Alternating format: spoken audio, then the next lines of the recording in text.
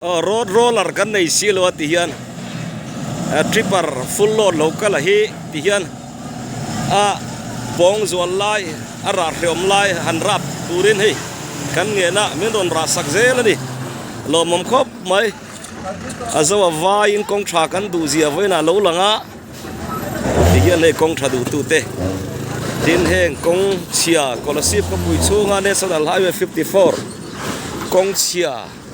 then khatan no na chani tam takin an lo politicize sangti kan lawa political party in chir thena mo in fak moina mo in soi thena mo ta na ni lova kong thadu tu kan nia kong pui kan dei zon na kong adi angin kan ta kan nga ya chuwagin kong pui chia hi kan ngai poi mo a thu nei tu te ne na po kan thlen fo thin amaro chu dule be senga malang na chak tok lo wangin e vein nia Mizoram Tripper Association drivers and owners district headquarter scholarship chuan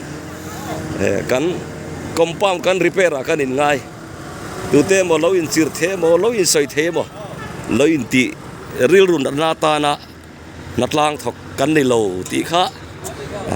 min lo khria sak don nia hei ra na tu kan an tia motor lian po pong from lai min ra sak ru kan ten ron rap thei je mai lo mom khop mai ti hian kong siam chuanin din han zok ngai chang oma phun noi lovin passenger phurte po tu ma phun noi lovin tian bin khak thap mai ni alom oma mi pui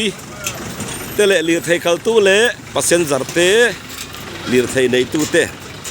le a chevela in le lo nei tu te point full support min pe ti hi alang chiang le maya alom om tak zet ani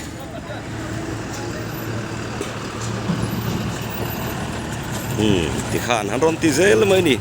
tripper driver ho hi vai po mizo pon felani thun oi tlat kan senior kum som sari chuang to te pon ron natlang ani tri thaveng area phei chuan an veng thalai thei thei min ron pui boka te hian lom chu soi da tur kan wanga em JCB ron tho chuak pui tu nom bok tripper hi som chuang an ron the ho chua pui boka lom takani vai pon trip khatal kanan phurangen tia pu govinan aquari lung hi trip som chuang zet aron tho boka ni venia hian lomom khop mai tu ma ne na be se mo phut len na omlo mani compound chede ulek repair anga tripper association teril ru chu omani kan lom tak zet ani